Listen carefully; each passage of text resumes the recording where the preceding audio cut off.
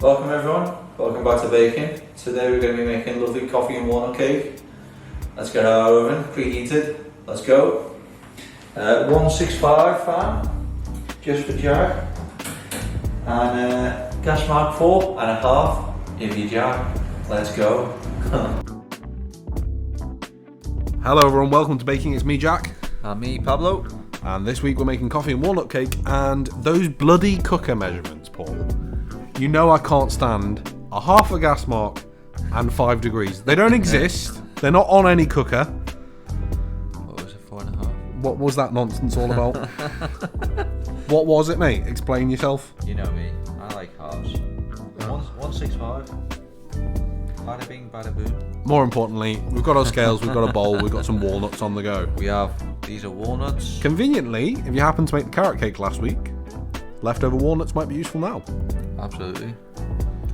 Get them walnuts used up. So this is 80 grams of chopped walnuts. So we're going to chop them as always. So I'm going to bring in my chopping board. Sorry, I'm just going to correct myself. The carrot cake was 2 weeks ago, wasn't it?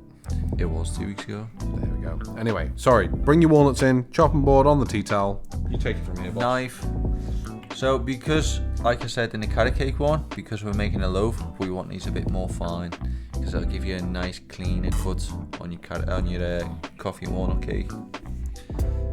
So a nice clean cut is what we're going for. So I'm going to chop these as fine as I can, which can take a while because it's quite much of a faff.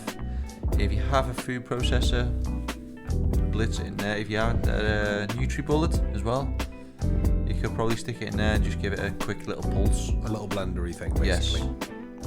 So you just want to pulse it, you don't want to finely... But you do want a little bit of texture. You don't want a dust of walnuts, do you? You want a few little tiny chunks. No, you do want the chunks. I mean, you'll get the gist of what I'm going for. I mean, yeah. Or, roughly. if you're not that worried about how well your cake slices and you're okay with it getting a bit torn up, then just go for it. Just live your life. Also do that. It's just walnuts. It's not going to kill you. I mean, walnuts do slice quite okay. And please don't scrape your hand with the knife like Paul just did, because that's not safe. Did I? Yeah. Yeah. I'm a wally. It's okay. So, we'll reset your scale. Reset your scales. Think about what we're doing next. Bring the sugar in. So now we're going to go with the caster sugar. So we're going to... Butter. Caster sugar, butter. So it's like a traditional cake. So you start off with your sugar and butter first. Get given a bowl by Jack. Yeah, Here you go, mate. I completely forgot the bowl. It's one of the most important things. I like being helpful though, so it's okay. I like an excuse to come in with the bowl. So 170 of caster sugar. So that just gently guides out of this tub. It's quite easy with this one. So 170 of caster sugar. Quickly followed by 170 of butter. So I had loads of little bits of leftover butter, so I'm going to use up all the leftovers. And if you cube it up as well, it makes it easier to cream together later. So now having it in just one big blob.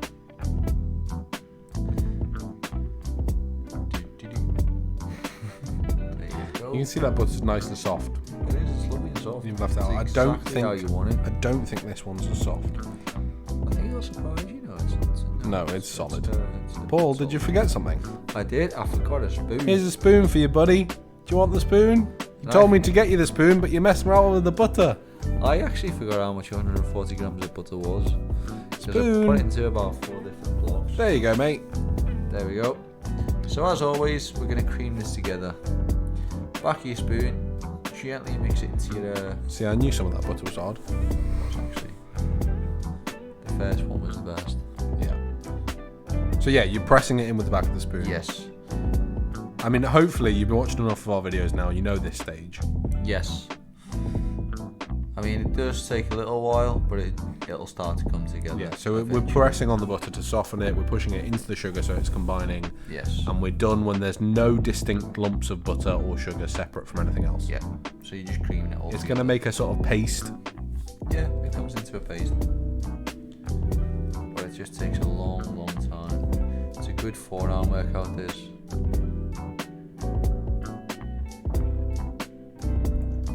Just keep on mixing. softer now though.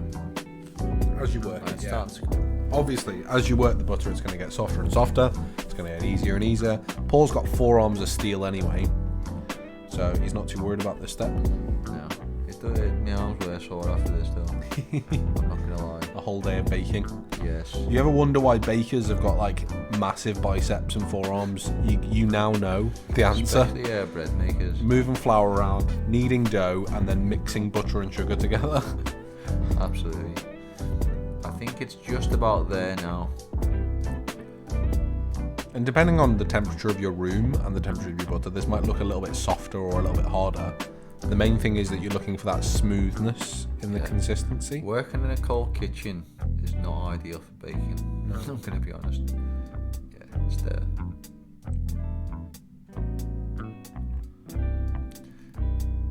Right. Rub your hands together for no reason. It's to get the sugar off. And then eggs. bring in 3 whole eggs and some baking eggs. powder and some milk and some coffee. Flour. And some plain flour. Because this is where it speeds up again. Cool. So after the eggs go in, it speeds up again. Now you could, you're going to crack your eggs in there now. Yes. So after your butter, you're going to add the eggs. Like so. And then you're going to give them a quick whisk. Because that's the next stage before you move on to your dry ingredients. Right. So it's like, I think all my cakes, when it's butter and sugar, follow the same principle. Sugar, butter, cream it together, egg next. And make a sort of soup out of the eggs and butter and sugar. Yeah, so you just want to make sure that there's no lumps of butter and egg. And no lumps of egg. Yeah, no lumps of egg is important. All the egg just helps the butter to come together, so it goes very liquidy.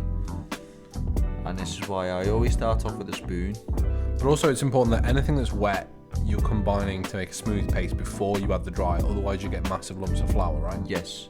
Also, your butter won't break down. Right. So you don't want any lumps. Switch over to the whisk if you feel like it. That's what, yeah. It's definitely going to make your life easier to use a whisk at this point. Yeah, absolutely. It'll break it down a lot quicker and a lot easier. So obviously Your all spoon those just little pushes it around. spines are just kind of breaking it up. They're getting air in there. You're getting your air into it. This is your point where you're getting your air into your cake. Which is what's going With to make your it egg and fluffy. butter. Yeah. So this is actually one of the most important stages. It's massively important. If you don't get air in now, You're not going to get it in. See? That's why I'm Going crazy. Very, very, very fast. And you're whisking all the air into it. And incorporating the butter, the sugar, the egg. And you want to get this on the go. really nice and smooth. That's actually quite fast. That's quite impressive, actually. Well, the speed. Yeah. I sped it up. Oh, did you? Nah. Well, I'm only messing. Okay, So- let's stick it on your scale, get it zeroed. now it's ready. So now you're going to go with your flour. How much? It's 170. 170. Exactly. 170. So how many scoops is it going to take today, Paul? 2. 2. You're going for a 2. I'm going for a 3. Either. Yeah. You watched this before me. No. I'm feeling confident in my 3. Oh no. Oh. You're not sure? It was 2. Yeah, hey. Well done, mate. Well done. Flour's my jam. And in comes some instant coffee powder. So you can use like any instant coffee, or So you want instant coffee powder. it doesn't want to be granules. You don't want to be granules. Right. So we Not use this for this Nescafe Zero, which Yes. works. Plenty of other brands are available. This is my go-to brand because I think it gives a great flavour. You know So that it's smooth. Yes. You want 2 teaspoons of this. I've got to be honest, Paul. I would have gone for a fair trade brand myself, but you know. And I think it's 1.5 teaspoons of baking powder. Baking powder. But Cool. I think I went with 2. Just rounded it up. Why not? And then combine that in. Yes. And this is Combine where it. those wet ingredients are going to come together with a little bit of milk. We want to splash of milk. It Just a says splash. it's literally a tablespoon. It It says. says tablespoon, but I just give it a splash of milk. Right. Just go with what feels right. Yeah. And you could mix it first and then add your milk and just make sure it's not getting too runny. Is the main thing. The milk is just going to make it more moist. Yeah. So the more milk you add, the more moist it's going to be. But if you add too much milk, it's going to be too wet. It will be too wet. It'll just take longer to bake. Right. It will bake. I mean, if you added the whole No, it won't. Yeah, 500 exactly. mils, You can't just say it will bake. it'll take a long time to bake. And it would burn on the outside. Yeah, it'd ruin So it. don't add all the milk. Don't add all the milk. Paul's chatting nonsense. Roughly a tablespoon of milk. Yeah, why didn't you just agree with me in the first place instead of saying that you could add as much milk as you liked? You can't add as much. Yeah, you're right. Cool. But you just So wanna- once you've got a smooth batter, and you can see it's nice and smooth, it's all combined, add those walnuts in. Add your walnuts. Because the walnuts, you just don't want them getting involved with the flour and stuff before it's mixed in. Well, it's the same as the carrots. Same as carrots and carrot cake 2 weeks ago. Yeah, it'll just hold. If you watched that one. But yeah, so you want that smooth mixture because the walnuts just want to be lumps in the mixture. They're not trying to get mixed Yes. into it. But you don't want flour hiding into the crevices of the walnuts. And forming you get lumps a and clump things. of No good. flour and you bite into a walnut. It's just better. It would make you very sad. It would. Spatula, Paul! You forgot your spatula! Absolutely. See how helpful I've been in this video. What would you do without me? Quickly wipe your hands on your tea towels. Get your loaf tin. Right. Now. This is a loaf. So we're going to grease-proof paper and we're going to grease. Yes. We're going to belt and braces this thing. I- You could, if you're feeling bold, just go for the grease or just go for the grease-proof paper. Oh my goodness. Paul would think you were crazy though, because he's one of those people who's like, This is my fail-safe though. you lock the front door And back door. and then padlock it. Yes. It's just a fail-safe because in the past, and it depends on your tin, because I know some of these baking tins have got a few cracks in. That So might they cause some don't- stickage. Yeah, they don't want to come out. So if you just go with the butter, your cake finds them little crevices, Sticks down. hides in it, sticks in it, and then you're like bashing your cake tin to try and get it out. Whereas if you use a bit of grease-proof, you just gently lift it out at the end. With the grease as well, yeah. So we're just rubbing that little bit of butter all the way around the tin, Yep. and then, Just to give a bit more protection to your cake. as Paul likes to do, we're just putting a little hammock of grease-proof paper in the middle. Yeah, it's It's going to have some overlap, which is going to help you lift it out, as you say. Yes. Okie dokie. So press that in so it's all the way to the bottom. Absolutely. There you go, like so. Fold the sides over gently, and then your cake mixture just gently falls in. Yeah. So you use a spatula to bring all the mixture out of the bowl. You're going for a little bit of a final mix, I noticed there. Yes. Just to get it all mixed. There we go, in it goes. Make sure you get all those last little drops. That's what the spatula's there for. It's really good at getting all the bits off the edges of the bowl. These spatulas are like magic. I could not make cakes without this spatula. I wouldn't enjoy it No. because it just annoys me that all the cake mixture's in the bottom of the tin. I have to have one of these in my life. There we go. So we've got it in the loaf tin. We're going to give it a little bit of a spread out so it's evenly spread Yes. throughout the whole tin. So you just want to just gently level it off. You don't want to press all the air out. A little bit of a poke. Yeah, just gently level it out. Oh, steadily, slowly zooming in. There you go. Fold that over. And There you bring it go. back a bit. There we go. So you can see, looks good. It's in the tin. It's ready to go. The oven's preheated to some nonsense number. It is. And in it goes. At a jaunty angle for any reason there, Paul? No, just felt like it. Yeah. Bye, cake. Just felt like. I always have it on the side because it gets an even cook. You mean like that for no reason? Yes. Yes and So no. you look at that. It's looking golden brown. It's risen. It's looking lovely. We can stick a cake tester or a little knife in to check Yes. if it comes out clean if you're worried about how cooked it is.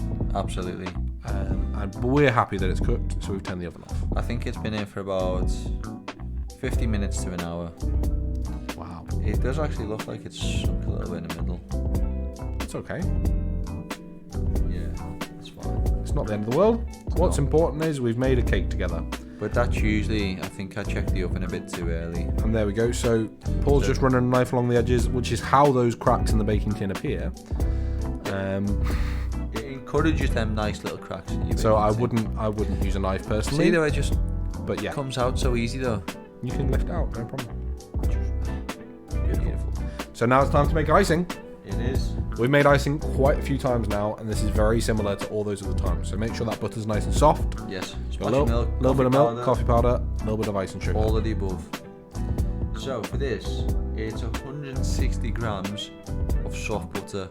I actually pre-weighed this out because I wanted to make sure it was definitely soft. Brilliant. So it'd been out for most of the day. And obviously, let your coffee cake cool right down. Yeah. You don't want it to be fully warm cooled at before you all. start doing this. In fact, if I was going to do this at home, I'd make the coffee cake the night before and ice it the day after. Right.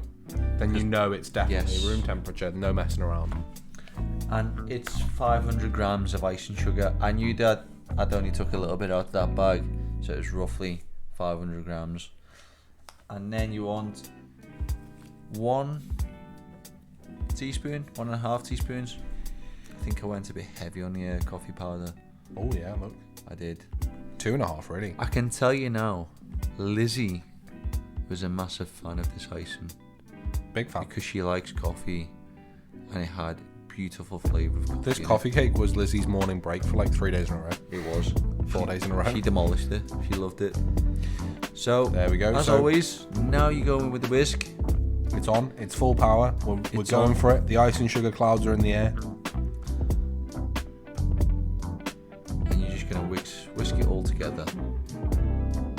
Just make sure if you've got any big lumps of dry bits to kind of push them towards the middle and start getting them in the mix. Yes.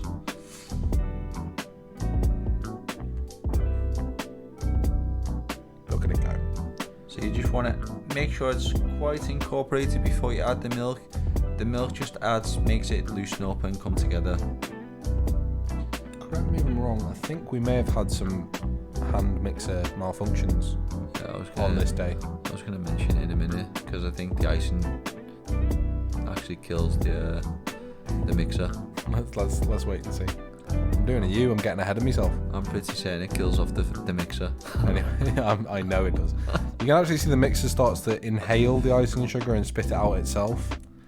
I think this was too much icing for our mixer to deal with. Our mixer's quite old, basically. But anyway, you shouldn't have this issue at home. You just bring it together. It's going to start to look a bit darker brown because that's the coffee's mixing in. The milk is going to help it just smooth off, basically. Yes. It's going to add that little bit of extra moisture once it's starting to come together. I wonder how many times me and you say come together in one episode of this. Too many times, right? What most importantly, to make these videos, we come together. Oh. See? And there we It's go. killed it. The mixer has It's killed it. it's given up. Dead. It ceases to live. It's an X mixer. It is. I am going to give you a crucial tip now, because to any buttercream, one of the most crucial tips is not to stop-start, and this nearly split because of the stop-start of this food mixer. So once you start mixing, keep mixing. Yes.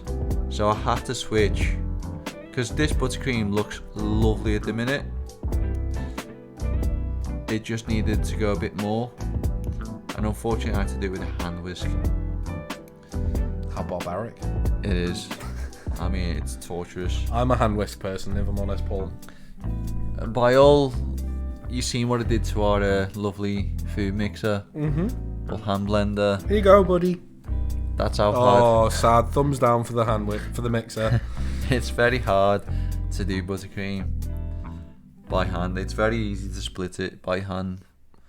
Well, luckily I don't do much buttercream, but Yes. I You do don't do actually I do like do buttercream. plenty of hand whisking. Yeah. It goes back in the cupboard, never My to come back mum out again. very much thinks I'm nuts because whenever we have whipped cream, I always hand whip it. That's a killer.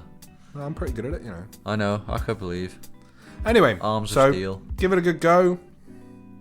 So you want to get as much air and make sure it's all mixed together. Obviously, we do recommend a hand mixer. 'Cause It is easier because as it Paul helps you says, not it's to easier. stop-start. The main thing is, this consistent movement. Once you've started mixing it, keep mixing. Do not stop. Yes, Yeah. because it will split.